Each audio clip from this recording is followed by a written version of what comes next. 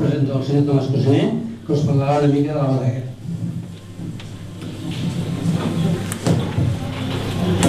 Bona nit, bona tarda. La Garita del Mariano té l'oportunitat de presentar els vins en un entorn com aquest, amb quasi 50 persones, el qual em sembla una mica aclaparador. Però intentarem simplement explicar una mica el que és el projecte de celler que estem portant a terme i una mica de ressenya de cada un dels vins. És un projecte que comença l'any 2003, aquest any és la brema número 10, quasi com qui diu, sembla que és un nou projecte però ja podem començar a parlar que és un projecte consolidat, o que es passa consolidant, al poble del Vilosell.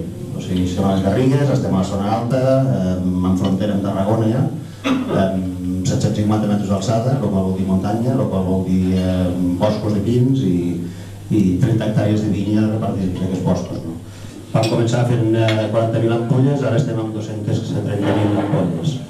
O sigui, és un projecte que ha anat creixent en si mateix, comprant raïms també a la zona, comprant raïms a molts pagesos de tota la zona de Costes del Segre, anem des de Montornès fins a Artesa de Segre. I poc a poc el que hem fet és anar principalment amb la mentalitat exportadora. El mercat nacional tenim un distribuïdor únic amb el qual interaccionem per poder posicionar el producte. Creiem que la marca a futur és el més important, o sigui, el llarg termini del món del vi és importantíssim. I establir una marca costa molts esforços i molts anys i molta persistència en una línia o cap a un únic sentit, crec jo. Doncs el mercat d'exportació és importantíssim, estem en un 65%, anem a 32 països diferents. Comencem a exportar cada vegada més cap a mercats asiàtics i mercats de l'altra punta del món, com qui diu. Per cert, tinc 3 copes. La copa del mite la farem per blanc. Farem l'Ausenys i després al final farem el Macabeu també.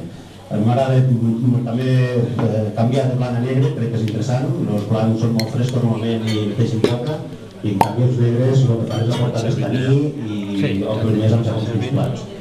Trencar un blanc moltes vegades va bé perquè ja els fan és frescor. Comentarem, sí, començaré comentant una mica d'Ausenys, que crec que quasi com ho he fet. La idea de Macabeu, varietat autòctona, la cacau de Perena, Caune Cos, és una varietat que en aquestes alçades podem treballar sobre 13 graus, 13, 14, inclús 15 graus, molt potent, que té moltes quantitats també que es pot treballar en cota, l'hem treballat en cota i funciona molt bé, però li falta la part aromàtica, la part aromàtica i en aquest Ausenys, l'Ausenys, una mica la procedència del nom del poble, Vilosell, Vila dels Ausenys, antigament, fa que li aportem el Chardonnay, el Sauvignon Blanc, el Viognier, l'Albariño, el Muscat, el Riesling, que són tot varietats aromàtiques en teoria lleugers segons com es treballis, i també li aportem a aquest Macabeu la part àcida. El Macabeu té una acidesa baixa, normalment cau molt al seu madura, i llavors en aquestes varietats aportem el de la part àcida.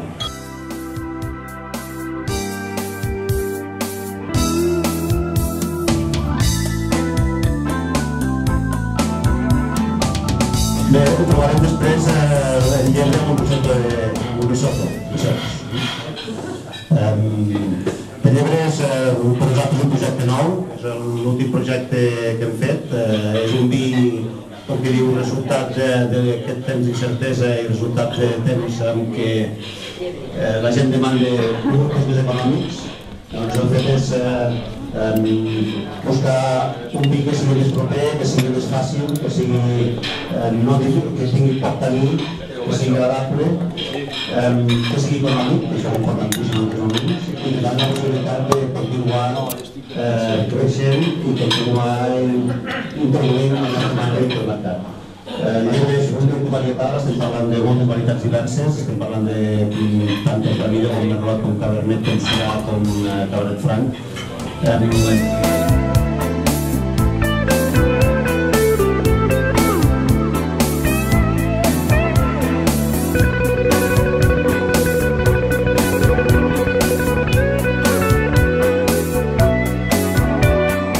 Vilosell és per nosaltres el vi més important, és el vi que més treballem, el que ens ha donat més marca, el que fem més ampolles, el que porta les ratlles, reconeixible.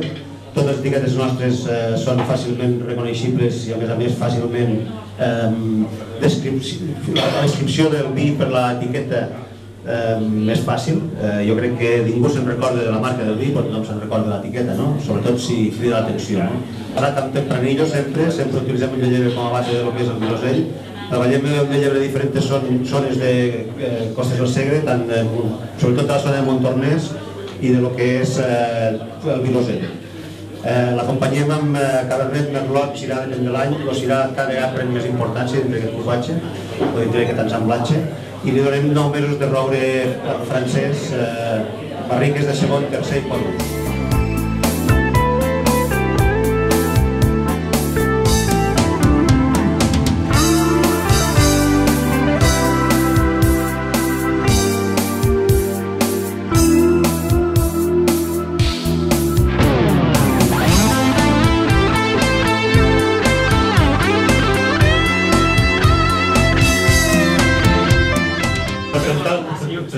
Primer de tot, m'agradaria fer una reflexió sobre, primer de tot, donar gràcies al Rodri i al Noé, que són sommeliers, diguem, de professió de carrera, com qui diu, s'encarreguen de comercialitzar el vi i s'encarreguen de tindre contacte amb el client final. Crec que és important el reconeixement amb una feina que dins del nostre sector és crucial, important i bàsica.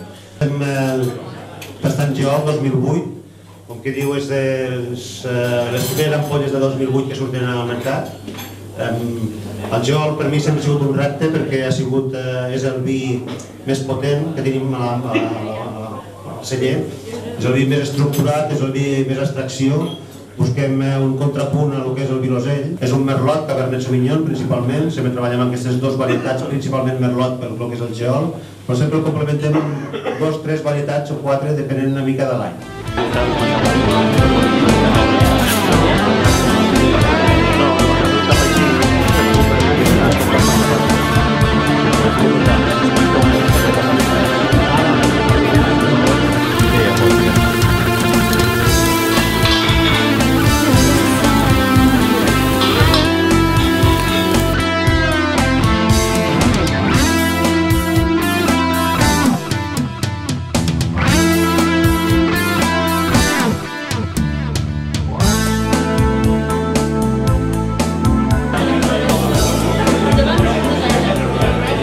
L'any 2007 el nostre distribuïdor a Espanya, Vila Vinitaca, ens va demanar que ens féssim una ampolla especial pel seu 75 aniversari i vam fer una investigació, un estudi d'agafar raïms, de seleccionar els raïms amb vinya, després seleccionar el que és el celler per treure tot el que és la part verda que pugui entrar dintre el dipòsit.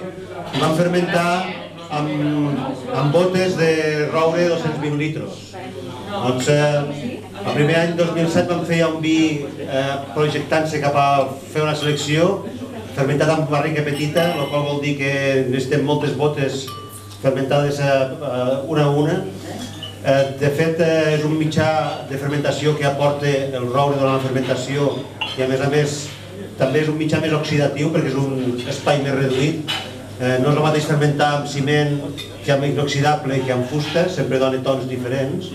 Amb aquest volíem, és un vi que sempre té un punt de més maduresa, és més melós que els altres, o que el Geol, per exemple, que hem tastat ara.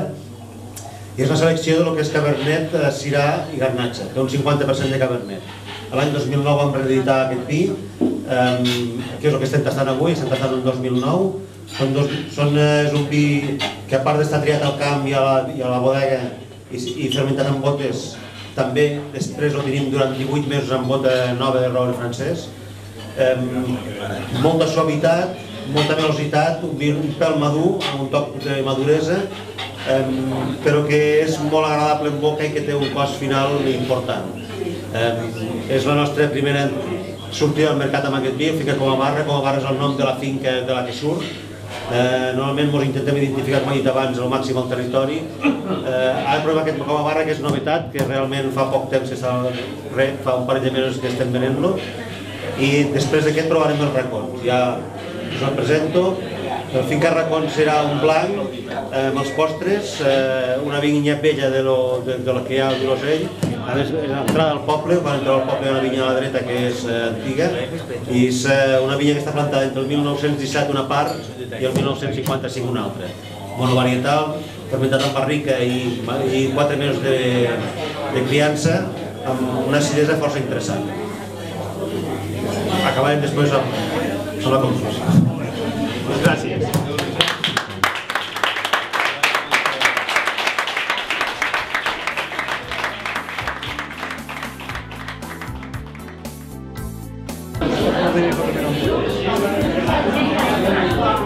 Gracias.